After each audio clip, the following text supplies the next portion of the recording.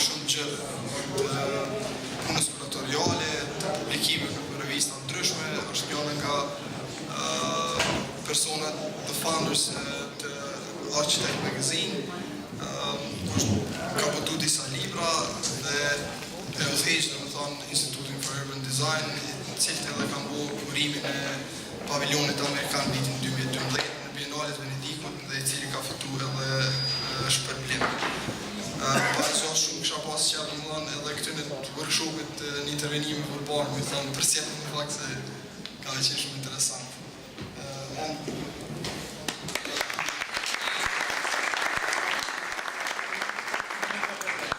Thank you for bringing me here, and I'm absolutely thrilled to be here for the first ever Pristina Architecture Week. So as he said, I am from the Institute for Urban Design, which is a nonprofit organization in New York made up of about 200 architects, planners, real estate developers, journalists, policy people who work in different levels of government. And when it was founded in 1979, the idea was that each of these disciplines was working alone. So the developers thought the architects were crazy, and the landscape architects thought that the urban planners didn't know anything about anything. And so the idea was to have a sort of interdisciplinary space, a platform, where each could bring their ideas and sort of debate and work out either policy issues or issues of great moment, primarily in New York, but it's actually even all over the world were sort of study areas. So at the beginning there was a lot of sort of research and analysis, but always in-house. I got there in 2010, and so one of the first projects that I did there, which was pretty typical, was looking at how, after the devastating earthquake in Haiti, one could take the sort of the refugee camp model that has to happen almost definitionally very, very, very quickly to shelter people. How can one start to insert long-term planning principles? Because in a place like Haiti, this camp becomes almost a permanent part of the city for years, decades. And so is there some way to make that more healthy, more humane, and ultimately sort of, if it is going to be permanent, a better part of the city? Earlier projects were looking at sustainable cities, either looking at projects specifically in Istanbul, New Orleans, Johannesburg, Tokyo, Mexico City. So it was a much sort of broader reach. Affordable housing was another project that we did, and it's a huge crisis in New York City, and many other wealthy cities. It's just getting more and more difficult for people to working class people to live there. So these are primarily project-driven policy analysis.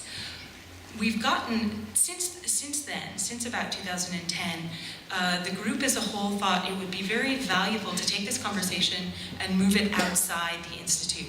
That so many, New York has been changing so fast, and that's where most of our members are. So it became really a question of how can we sort of join this larger public conversation, bring what we know to the public. And so the first question we started with is, well, what is the general sort of public perception of urban design? What even is it? It's something that we as a community debate all of the time. So it was very important to us to ask what the public thinks. So in some very informal conversations, starting with my family, it's, do you have a Cobra headlight or do you have a traditional gas? So it's almost this decorative approach to what a street light would look like.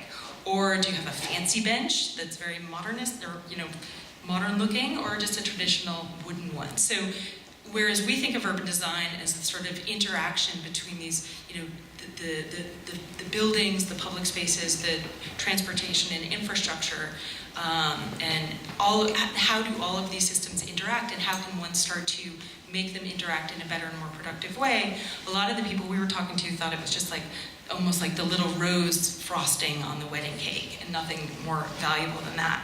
So our first big project going towards the public was to say, okay, let's talk, not just what do you think about urban design, but where in your many years of lived experience in New York City, where do you see potential? And what we wanted to do by that is sort of tap into this deep experiential knowledge of walking down one street every day, back and forth on the way to the work, is it as simple as, it's a really hard street to cross, or it's very difficult to get from X neighborhood to Y neighborhood, to, it gives me great pleasure when I see this small park on my way. So basically we just said, let's find out, let's go directly to the people that we want to talk to and ask them. So we worked with an organization called Project for Public Spaces, who had been experimenting with crowdsourcing. And the whole idea of, get a more interesting answer by consulting hundreds and hundreds and hundreds of people. And so we created this project called By the City, for the City. It's a two-part design competition. The first phase being by the city, asking people where they saw room for improvement. Then we did some sort of analysis and numbers crunching, and then turned it over to architects and planners and artists and students and anyone who wanted to enter to look at that information, look at those ideas, and respond to them with a proposal. The name comes both from its structure, but also from a line by Abraham Lincoln, who on today, the 4th of July, our American Independence Day, is probably apropos, but he said that government of the people, by the people, and for the people will always persevere. And so that sort of sentiment of working very closely with the wider citizenry really is something that we wanted to include in this project and make that very clear.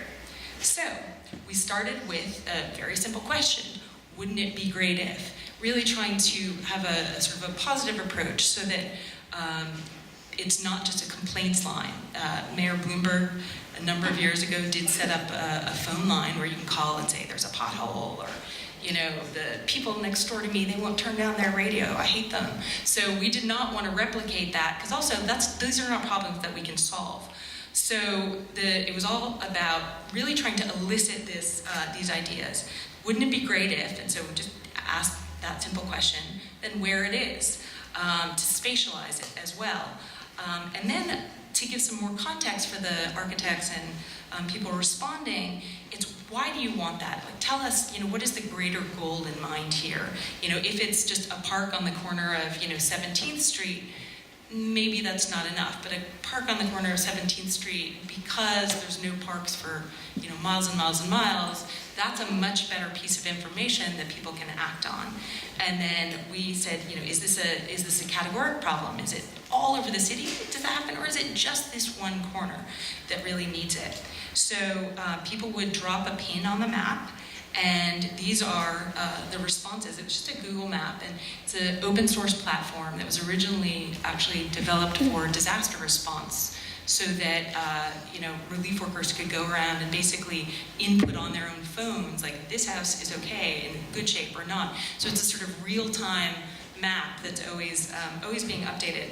So if people were curious about the project, they could click on any of these bubbles and really zoom in and say, okay, there's, I live way up in the Bronx, and nobody ever talks about the Bronx, so let me see what people are suggesting for up there. And it was incredible. We got about 600 responses, and we worked through as many different channels as we were thinking, because we didn't want just, folks like you who are sort of young and plugged into a lot of this stuff and already thinking in spatial terms. We wanted, my mother, who doesn't ever think about that stuff, but has a lot to say, frankly. And she's much more likely to write a letter to the mayor than actually to use a digital platform. So we really tried to make it by going out through a sort of a political unit called the Community Board, which is somewhat powerless in New York City, but it's really the one place where citizens can go every month, raise their hand, and say, I'm going to give my input on either this development project or whether there should be a street light, on this corner. So we really, we did that with the local newspapers, of which there are very many in the city, and then the more traditional channels as well. So it was fascinating what we got. This is a sort of word plot of what people were thinking of when they responded. So it was amazing to me, and maybe it's New York is such a pedestrian city, that so many people's understanding of public space and the public realm and is shaped by transportation. A massive, massive number of them were transport-based in nature. But as you can see, there were, public safety and public health, culture, that's, retail, economic development. There was an incredible range and sort of idiosyncrasy in the answers. And I live in Brooklyn, and it's actually very hard to get from Brooklyn, which is one of the outer boroughs, up to Queens, directly on top. Everything, the transit, because the Manhattan is both, geographically and sort of culturally, economically, and in, self-pride, very much at the center of the city. It is all the transit routes through there. So it's actually, when I'm visiting a friend in Queens, I have to go into Manhattan and then back out up to Queens, which doesn't make any sense. So we would get questions or things which are more complex in nature, like, could somebody come up with a better way to get from Brooklyn to Queens on public transit, to fanciful stuff, zip lines across the East River, to things suggesting, up in Throg's Neck in the Bronx, there's this raised intersection that would be a wonderful small green space. No one ever uses it. It would be a simple thing. We have no parks up here. We have a great obesity epidemic. So there was an incredible range and sophistication, everything between these projects. So we then, on the website, we created a blog where, as these ideas would come in, we would analyze them and write sort of short, very almost, 3-paragraph miniature stories about some of these interesting ones, both to keep people coming back to the project and interested in it, but also for the second phase when, you guys as architecture students were going to say, hey, I'm going to join that competition, but I don't know New York that well. Let me read some of these stories and pictures and links. So it was a way of giving a much broader, richer, much more anecdotal form of information to people who would be interested. So it was, when we got all of the information together, we made a book, which I have brought you guys a copy, so you can look at it in more leisure later on. But we called it, By the City, for the City, an Atlas of Possibility for the Future of New York. And what it is all of the ideas that came in, except for one or two, which were either totally crazy or off base, but we had very few of those. Some of the analysis, which is, breaking down by categories, the ideas, then showing where they occur geographically. As you can see, Manhattan gets the lion's share of that, but the lower right there, that's Brooklyn, Queens, the Bronx, and then Staten Island. So it was distributed all over the city. So the second half was the design responses. And these are where architects said, I'm going to take idea 17, 492, and 53, all of which deal with urban gardening, and I'm going to combine them and I'm going to develop this great proposal. And we published all of those as well. We had to edit out a lot of the images just because it would have been 1,000 pages if we'd included everything, so it was more practicality. But there was an incredible range in the ideas, and in looking through these, I realized that I chose to show you guys most of the very fanciful ones and not the practical ones, but there is a real range. So the Staten Island Ferry, getting back and forth between Staten Island, which is separate, over to the lower Manhattan, the base of a lot of these old ferries is always empty. So somebody said, let's make it into a roving gallery, 25-minute art party every time you go across. And so they took, they basically, cut and paste lots of other people's projects and stuck it in and said, wouldn't this be great? And it's sort of a wonderful idea for thinking, like, this is a massive, free, open to the public space that is not getting used. Let's treat that as a sort of site for possibility and invention. The next project is a lot like that. Somebody said, hey, the backside of billboards on the highway, nothing going on. Let's use that space. It's sort of incredible visibility. And so this guy had worked out exactly, he had an app involved and all sorts of things. But he said, we could do amazing things with all of this sort of unused real estate. Whether that's ever going to happen, who knows? So the next one, I can personally guarantee will never happen. The Verrazano-Narrows connects Brooklyn to Staten Island, and somebody thought it should be more relaxing and more fun to be on the Verrazano-Narrows. And we actually got a lot of complaints that there's no bike lane, and that biking is getting much more popular in the city. And so they said, hey, I think that was a sort of starting point. So they said, let's throw off an outboard and let's make a park. So they, beautiful drawings and everything, they really worked it out. So these are clearly architects who put some thought into it, even though it's pure pleasure and sort of silly. But again, it's a provocation. And I think a lot of these projects were about that. This is actually a very established firm, Rogers Marvel, that does great projects, all over the United States, actually. And they were very interested in climate change and the rising water level that is really, is already proven to be a huge problem in New York City. We had this terrible hurricane, or superstorm, as we're supposed to call it, last October.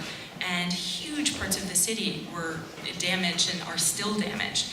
And so this was a way of looking at, what if we added a sort of soft, marshy edge to the city and started to bring in some of this vegetation into the city itself, take over a street or two and let fingers go up. And I think there's also some sort of zippy airship landing in there as well, which is probably not have that much to do with climate change, but why not? And so people, I think, had a lot of fun with it. And so what we did is we used this project as the centerpiece for a larger effort called Urban Design Week, which was a lot like this, actually. An inspiration was, how do you celebrate the public realm of the city? How do you get people who are not just architects, not just artists, not just urban planners, to participate in and talk about and argue and celebrate all of this incredible sort of public realm of the city. So we worked with a lot of organizations with a huge variety of them, everybody from the urban planning studio within the mayor's office at City Hall, and they led a drawing workshop where they said, how we understand urban space is we draw it. So everyone just had to bring a pencil and a notebook to one lovely little park called Paley Park, which is quite small, and there's not that much green space in it, so it's a highly constructed environment. And they basically led a lot of people who are curious about this. This is how we think this is an exceptionally beautiful and special and relaxing place in the city, and we're going to sort of articulate what we think are the component parts that make it that way, and we're all going to draw it together. And it was really fun. And then there was some more traditional sort of walking tour stuff. But here are a lot of the organizations that, if you spent any time in New York, you might be familiar with them. But there's a real range. So Urban Design Week was, for us, it was really, it was an extraordinary moment of reaching beyond our traditional boundaries as people who, as I said, are coming from many different disciplines, but are always looking at the city as a sort of series of interlocking systems, but we only spoke to one another. So this project really, Urban Design Week, even though it really led into the next project that I'm going to talk about, even though we'd started it beforehand, but they share some sort of very essential DNA. And that is the U.S. Pavilion, at the Venice Biennale last year. So our U.S. State Department selects a team every 2 years, and we were lucky enough to be chosen, and so we quickly had to put together this project. And so, for those of you who were at Aaron's talk last night, where he was talking both about the Biennale and about a sort of architecture as a much more socially grounded practice, and that's a strand that has always existed in architecture, and I think, in terms of fashion, it goes in and out. But we were looking around and felt that the time was right to really put an emphasis on that, and specifically on the sort of the tiny, the informal, the improvisational, the temporary. All around the country, we were seeing people do projects that really, sometimes it would feel like a stunt. And the classic one that started in 2005 by a team in San Francisco called Parking Day is actually now spread over the world. And I just want to talk about it for a second because I think it shares some of the hallmarks of this practice, which is becoming known as tactical urbanism, also improvisational, do-it-yourself, DIY. You know, there's so many different terms for it, because I think it's a burgeoning practice, but it's also it's still being, it doesn't have any hard and fast rules yet. So Parking Day, they had the great insight of saying, you know, it costs, you know, money to park your car on many city streets. And so they thought, well, let's buy the parking space for a day. Let's pump quarters in all day long, every 15 minutes or half an hour, put another 25 cents in, so that we have that spot and we can take it over. So people, they made little parks or would put out, you know, a couch or miniature library. People have a lot of fun with it, sort of occupy it for the day. And you know what I think that it's interesting about it is it's temporary, it's reversible, and it's relatively easy, and it's pretty provocative. You know, it's making a very clear point. What you can see it as a fun project, but you could also look at it as arguing about the appropriate role of cars in cities and public space and parks, and sort of asserting the sort of public space should be used by the public and not necessarily be cordoned off and sold.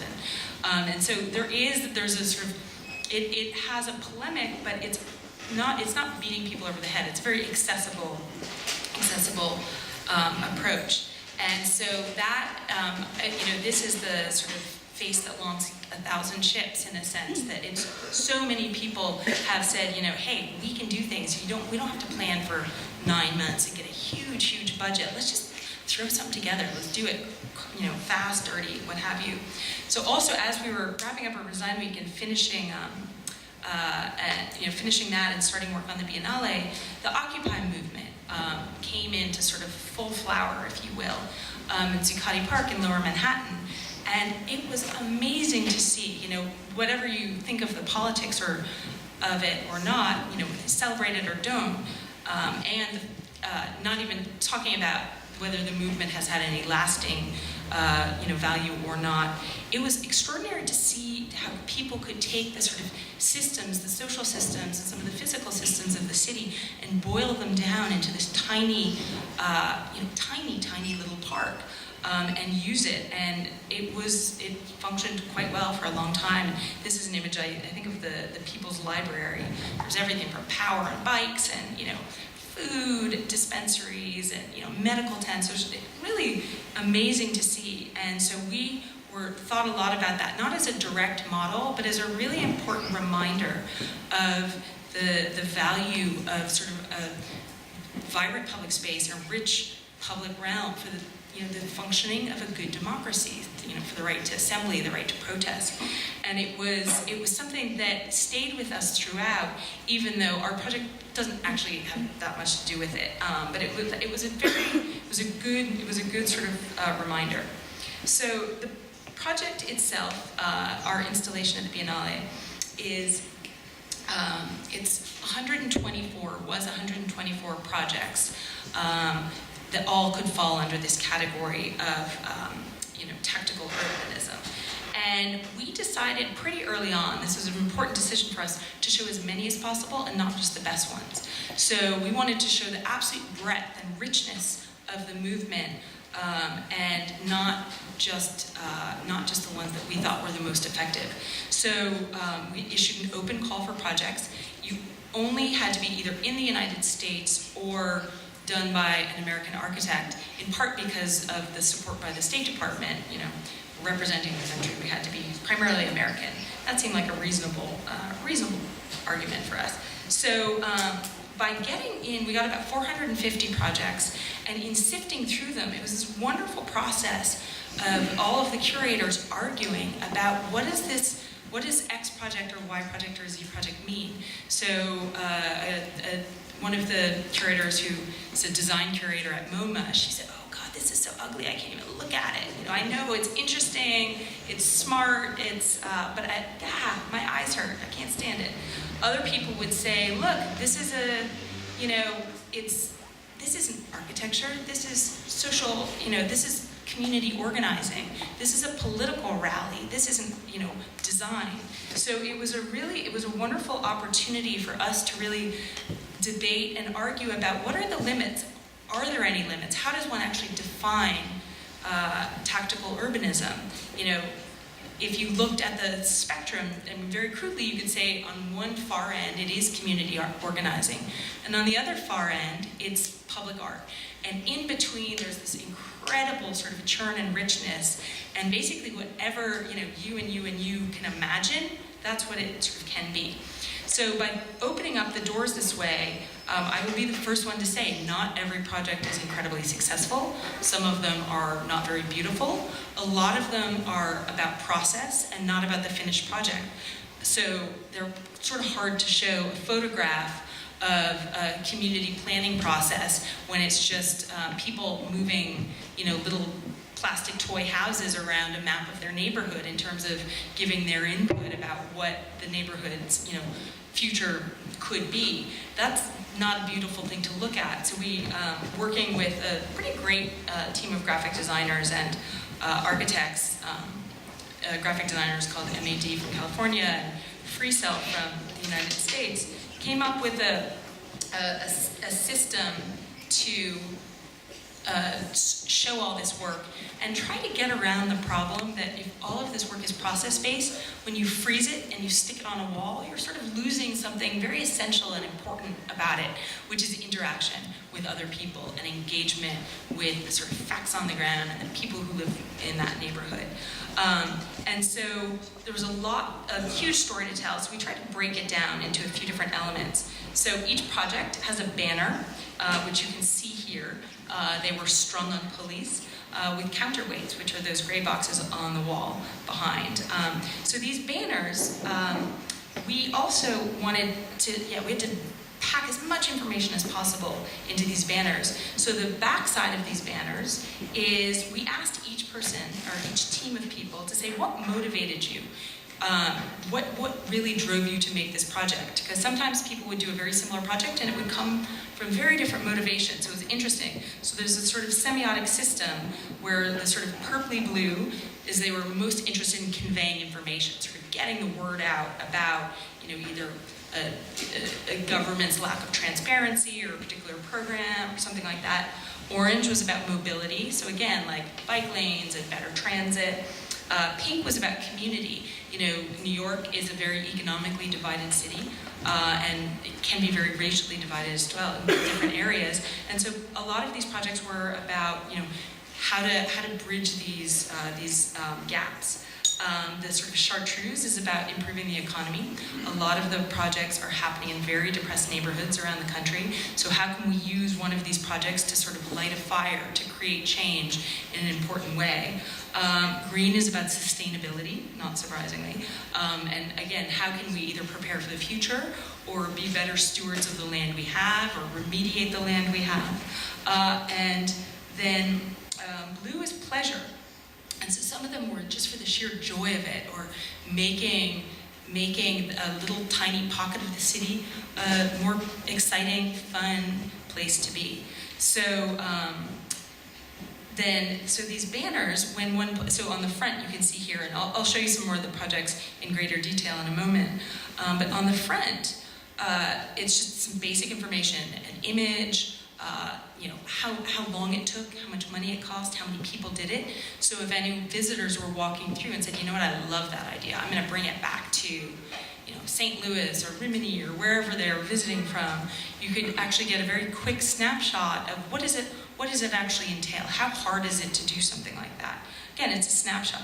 So people would pull down these banners so they could get a better look at them. And we also felt it was nice to have people actually interacting. And as one pulls it down, the counterweights on the wall go up behind. So these reveal, printed on each counterweight, is a problem that happens in many, many different cities. So everything from, inhospitable streets. I think if that banner were to be pulled down, there's a correlation between each counterweight and banner. It's street furniture or wasted land. That's probably an urban garden.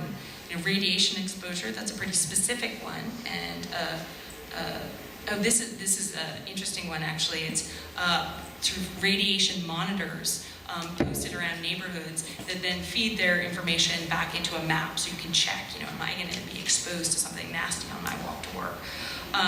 So there is this sort of responsive nature. The project is addressing a problem on the counterweight, and the sort of hoped-for solution is revealed when that is lifted up. Lastly, the floor. All of this stuff doesn't mean anything unless you put it into a context. Why do you need all this? Why on earth would you need a radiation monitor, on a Google map? And so what this floor does, in a very subjective way, is a sort of history of major moments in the development of cities. And it's quite massive. It takes a long time to read. And it's sort of reflecting, everything from, the first streetcar to, the riots, based on when Martin Luther King Jr. was assassinated. Many cities, predominantly, or the African American neighborhoods of many cities, just went up in flames. This sort of incredible outpouring of anger, and those events might seem, wow, those are a little far afield, but they've had massive ramifications for not just American cities, but other cities, how they develop, and very lasting effects. So people could either look up, look to the side, look down, and sort of have different experiences and pick and choose. There are excerpts from books that were important to us, and I think that we thought were very important to this larger conversation. And Henri Lefebvre, The Right to the City, I heartily recommend. And so people would really sort of pick and choose what they wanted, what they could absorb. The Biennale is a pretty overwhelming environment for those of you who've been there. There's too much stuff, so you're tired. You can't always read all this. Then lastly, we had a screen where we had done interviews with the makers of some of these projects to give that human voice back to this work, which is so deeply sort of grubbily, wonderfully human. And so these heads, these voices would sort of float out into the larger giardini, giving it some animation. And then we invited a lot of the participants, an extraordinary number of whom came to Venice on their own, to sort of put up their posters. We were programming, this was on the last wall there, we were programming the entire time that the Biennale was open, which is 3 months. So we were having people come lead workshops, talk about projects, all through that time. So this is almost like a message wall showing those ideas. Where that happened, all of these meetings and workshops, was in a space created, the pavilion is a U shape, and so created in the courtyard, the sort of embrace of that, the U shape. And it's a sort of ingenious platform, which is based on the system that the Venetian government uses for the acqua alta when they have the floods every fall. They just go to their warehouses and they put down these sort of elevated walkways so that people can get around through the worst parts of the flooding. So we developed this system, or a firm called Interboro developed the system based on that module. So at the end of the day, we could give this back to the people, or give it back to the city. So it wasn't just going into a junk pile somewhere. It was actually some value and some utility returned to the city who had hosted us. There's some foam rubber cubes that tidally fit in, as you saw before, but also can be stacked. So as you can imagine, it was a huge hit with the sort of 8-year-olds and 9-year-olds who build themselves castles every afternoon, but also served as a really valuable sort of seating and gathering place, and it could be endlessly reconfigured, and it's just foam rubber, so it's very hard to damage. And so we had this incredibly dynamic series of conversations every day for the beginning of the Biennale, and then again throughout. One of these was the Muscle Choir. So these guys are really interested in feedback from sort of natural systems. How does one communicate the abstract idea, or it's not an abstract idea, but water pollution. And in a city like Venice, the water's pretty polluted. So how can you get a very visceral human understanding of that? So they got some mussels and put a lot of feedback sensors on them, tossed them into a canal, promptly got nabbed by the police, and so they apparently don't like you throwing things in their canals, which is entirely reasonable. And so they pulled them out, got some canal water, and brought it back to the pavilion. But they'd written a program whereby depending on the water quality, the mussels sing. So it is actually, when they say choir, it is a sort of traditional choir. The worse the water quality, the more, the louder and sort of more resonant the sort of mussel song becomes. And so that was a lot of fun. It's just a fun example of how people were using that space. This is actually a project called the Red Swing Project, a young guy who hangs these quite simple, quite lovely red swings in different disused places. He brought one to Venice, and even unbeknownst to us, he hung one up in a piazza and went back and took some pictures. And as you can see, people promptly started making use of it in a number of different ways. We had a great workshop that was looking at what might seem like an unlikely topic, but of immigration and how Venice addresses its immigrants. And again, it's an expensive city. The caretakers for the old, it's an aging city as well. Most of them cannot afford to live anywhere near the city. So this was a workshop with a group of Moldovan women, all of whom are home caretakers, who were talking about a disused hospital site in the lagoon where the city's planning to tear it down and make it into a movie theater as part of the film festival. And they were looking at alternate options. How could they, sort of by banding together, create a voice, create an alternative for that space? And so that was a very interesting project, actually. And again, tying the sort of, looking at the spatial ramifications of all of these much larger social forces. And they enjoyed the blocks at the end too. So we put together a magazine, which also I have some copies for you. And that bears a lot of the theoretical weight and the historical weight. So the Architect magazine is the magazine that goes out to every registered architect in the country. So instead of just being the few thousand people that see it in Venice, this got mailed to architects in Plano, Texas, which might not be a place that's normally receptive to this work, and all over the country. And it really has a lot of the historical background, like what gave rise to this work, what about the American context makes this necessary. So here are some of the projects themselves. I'm not sure how well you can't read that very well. So this was a good example of a digital project called 596 Acres. Somebody looked at a city map and said, there's all the vacant land in Brooklyn adds up to that amount of space. We want to help people understand the regulatory hurdles and problems that are there before they can use it. So if you want to start a community garden, you can't just go in there and start it. You have to find out who owns it, what is the toxicity level of the soil, what are the sort of access rules. And so they have plotted every single vacant space in Brooklyn, and it's almost a guidebook to how one would go about using it, which is a sort of smart, I think a very smart use of the sort of open data that the city is now releasing. I don't think the city ever thought that somebody would make use of it this way, but it's connecting that open data that is just out there waiting for somebody to sift through it, and this incredible burgeoning of the urban gardening movement. Everybody seems to want to farm on their roof or in their backyard, and it's quite wonderful, but there are a lot of challenges. So this is addressing both of those things head on. This is a great one. It's a lot like Parking Day and Inspiration. It's in Texas, Better Block. And so this was inspired, a couple of the kids who started this had gone to Paris and said, Paris is magical, wow, why isn't Texas like Paris? And there are many, many reasons why Texas is not like Paris, but they figured for 3 days, let's make it like that. So they just got together all their friends, called in every favor they'd ever got out there, borrowed, begged, stole, what have you, and for 3 days, made a temporary sort of series of public spaces that they turned into temporary cafes, seating, music venues, as a way of saying all of these empty car-oriented streets in our city, why don't we think about citizens and a different way of using them? This is a provocation.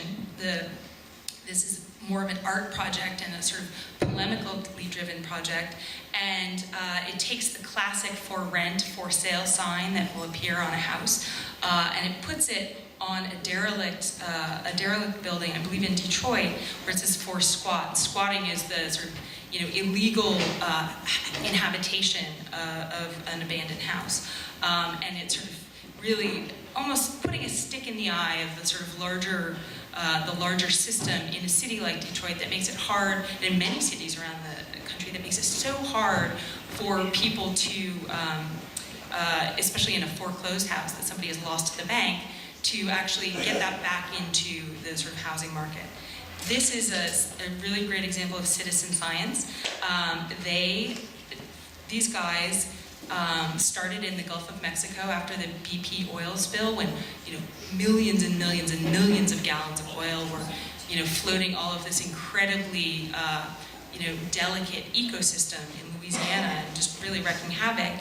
They figured out that if you get one of those Teflon-y foil balloons, a camera, and a sort of a plastic food tray, you string it all together, you can get that balloon to take that camera up, and it will take photographs. So they were documenting the oil spill, and the quality of their work was so much that actually Google, once they found out about it, adopted it and added it to Google Maps, which is an incredible sort of victory and vindication for them, saying, citizens actually, if we all band together, enough of us start to map this horrible devastation, we can get it into the hands of people who might be able to do something about it. This is an organization that is also dealing with government transparency and trying to make, they're very interested in public transportation, but more than that, in how can citizens understand the sort of workings of their government and feel that it's not some like brick wall that they're facing every time they want to ask a question. And so the city actually hired them when they were going to start the bike share program.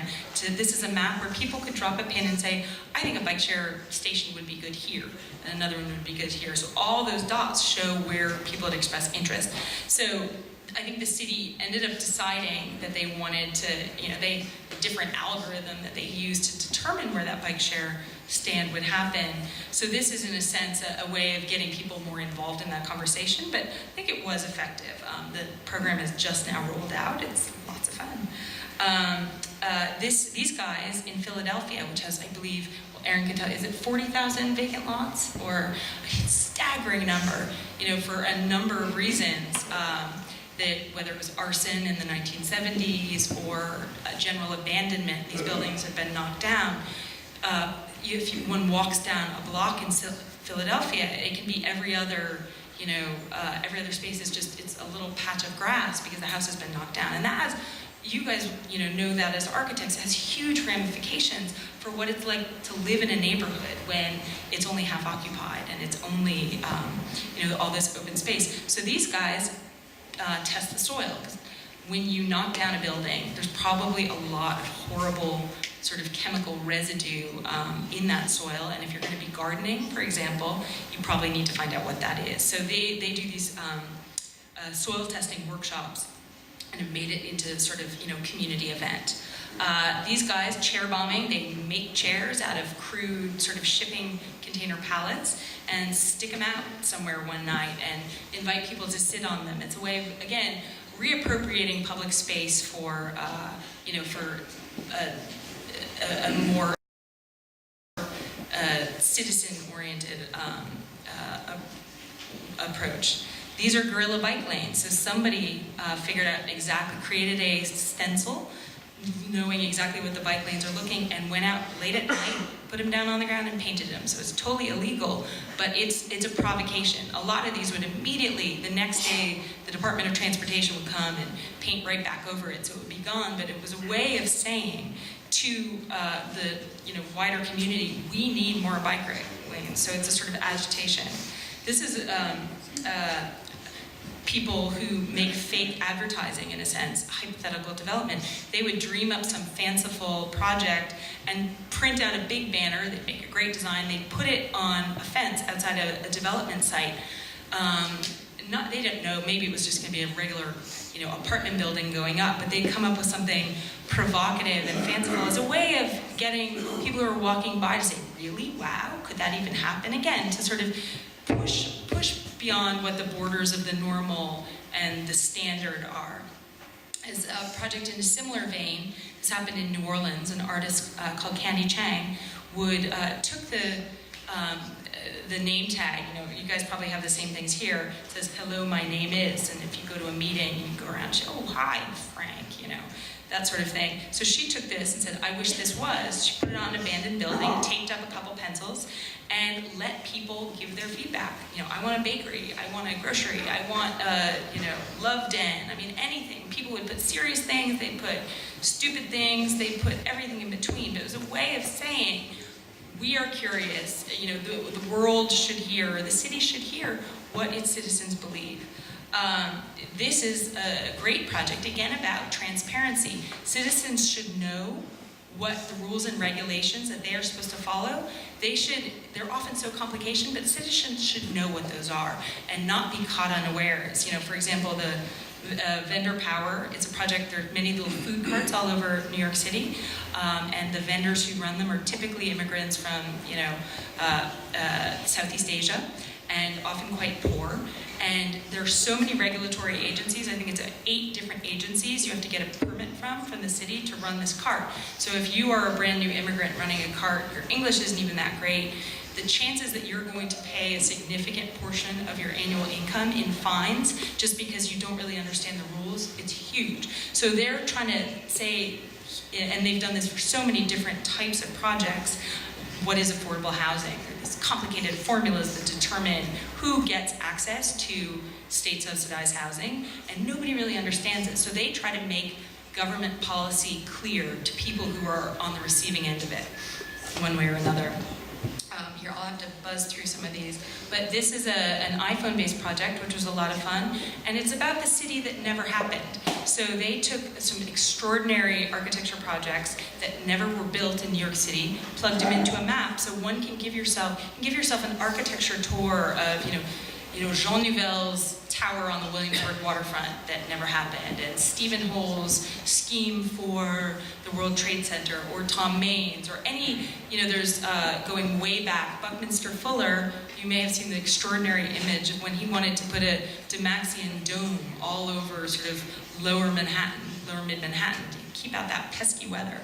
And so you can sort of walk around and see superimposed onto the city that is in front of you this other sort of perhaps more magical, perhaps a bad idea, but what could have been, but what is not. I think I have a repeat here, sorry. These are parklets. These are based on that parking day project. Now in San Francisco, you can call up City Hall and say, I'd like to temporarily take over this parking space all summer. So it's a more rigorous process, but it's the same idea of getting rid of some parking and putting it back into the public realm in a more sort of productive way for more people. This is a process of, if you see a vacant lot and you think it should be a city park, how do you do that? What are the regulatory steps that need to be gone through? So it's transparency and giving citizens access to their government. A lot of people have cell phones now, most people do, I think, and so there's a lot of broken phone booths all over the city. They're everywhere. Most of the time they don't even have a handset that's been ripped out. So somebody thought, great spot for a library, let's do it. So they would make this simple thing, populate it with books. Whether it lasts for very long, maybe the books are gone in 4 minutes, but it's an idea of how can we take what exists and make that is now as obsolete and make it something that is an amenity that we need. This is a sort of crazy project out of the MIT Media Lab that's basically, this is a map of people's perceptions of their city. They have this rapid fire test on their website about finding out what people think is beautiful and what people think is ugly, and then they've sort of charted that. So it's a sort of interesting, perception-based project. This again is providing seating where there is none.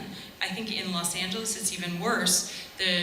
Lots of street signs and very few public seats. So these people went around, they made a sort of different series of ways that you can attach to existing infrastructure a place to sit, and with the helpful little diagram, so you know what it is. This is an interesting project that is a much different scale, much bigger. I mean, most of the stuff I've showed you is either tiny scale or very temporary or sort of digital and online.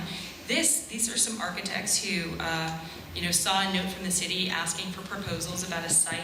And I think the city wanted, an apartment tower or, a drugstore. And they came up with a system of temporary additive uses over several years. And to make it feasible for themselves to build it and become the developers, it's modules of shipping containers that are stacked. So they have a beer hall and a drive-in or a movie theater where, you're outside, but the movies are projected. And so it's a really interesting way of saying, these projects can scale up as well. So, oops, another repeat, sorry. There's so many projects, I got a little carried away here. This is an interesting model for you all. Syracuse University is in Syracuse, New York, it's having a lot of financial problems. It's having, depopulation problems. The architecture school removed themselves physically from their building on the hill, which is at a total remove from the rest of the city, and they moved downtown. And they really devoted their architecture curriculum, not just to the sort of basics, but saying, how can we make projects in our city? How can we, as students and as faculty, get out there, learn, participate, and contribute to the city that we live in? And this is some guys pulled together almost a how-to handbook for projects like this. So if you want to make a parklet, how do you do it? If you want to make make these chairs that you can distribute, it's a sort of 1, 2, 3 book, and you can download it. It's free to everybody, and it's worth checking out. So Tree Kit, More Citizen Science, it's actually helping the city that is trying to plant a lot of street trees because they're make streets nicer and have good environmental impact. A lot of them are dying, and so these guys just sort of get almost like a block party atmosphere together, teach people how to measure and document, and give that information back to the city, which in a day and age of budget cuts simply cannot keep track. They do not have the resources to do so. This is a sort of overlaying more city data, which is about patterns of crime and street trees and cabs. So it's an interesting way of sort of looking at the information that's out there. I think I'll have to go faster, sorry. These is an outdoor sort of mobilizable public library. And this one is grew out of Who Owns Wall Street, and Occupy Wall Street, and it's called Who Owns Space. So one of the interesting things about Occupy Wall Street is it wasn't in a city park. If it had been in a city park, they would have been out of there by midnight, because that's when the police could have gotten them out. It was on something, what we call them POPs, which are privately owned public space. So actually a developer who had built 4 more stories of height on a tower above the regulation, in exchange had said, we'll make this nice little space and we'll maintain it that looks like a park, acts like a park, but we'll take care of it. Because it was private property, no one could kick them out. So what this guy does is workshops and walking tours about how space is, where it's public, where it's private, how you can tell the difference, and how you can challenge that. So he works very closely with a lawyer who actually helps him understand this sort of decoding. And then this last one is a project where they rip out asphalt so that people can, if it's a parking lot that nobody ever uses anymore, you can go back and say, let's put this back into more productive use. So it's a huge, huge number of projects. But I do want to say, because I think it's actually really important, that tactical urbanism is not, I'm not saying it's the answer or it's how cities should be developed and that everybody should run out there and ditch their grand plans and start, get a pitchfork and get out there. Far from it. I think that sort of long-term planning has incredible value that cannot be abandoned, and some of these projects maybe are a little too fast, are a little too quick, are a little too temporary. They can be incredible provocations, but I think it's really important to start looking at what are the tools that we have, what are the opportunities that we have, and what does this wider community need? I think some people make projects where the community doesn't want them and is not going to take care of them, and that you could treat that as a form of sort of, you know, architectural vandalism as opposed to community service and helping.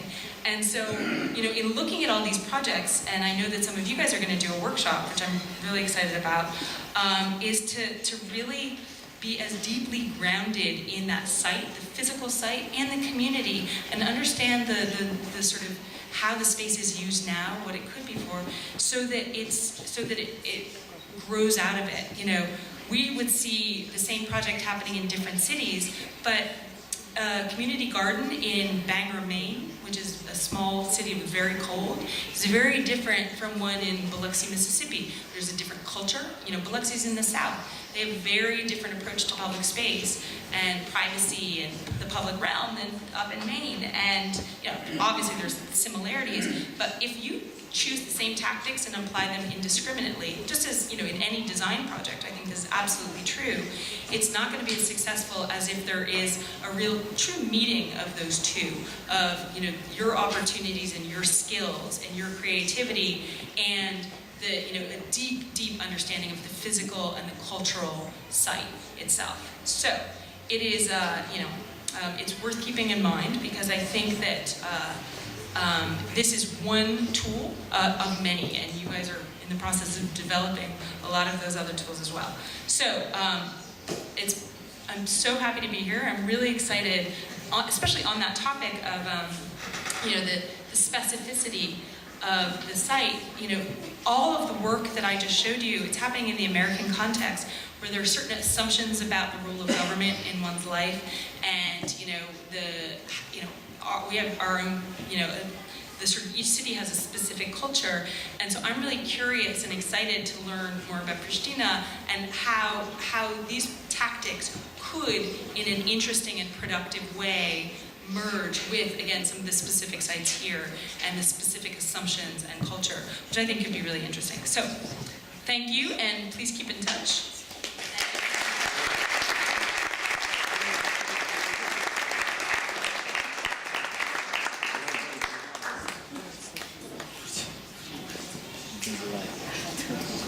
If anybody has any questions, I'm happy to answer them.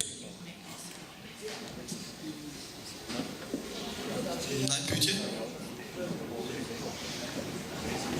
Op een wist 3 dat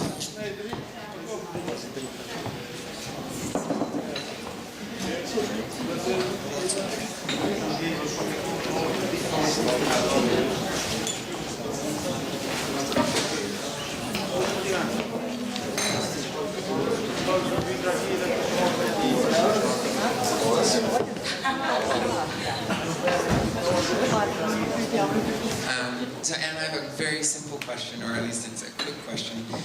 When you began, you talked about how you're working with over 200 architects, designers, planners. Often in architecture, we each have like a very particular sensibility or perspective. We all want to work independently. So how, as a small organization, do you work with so many different people and get them to agree to disagree?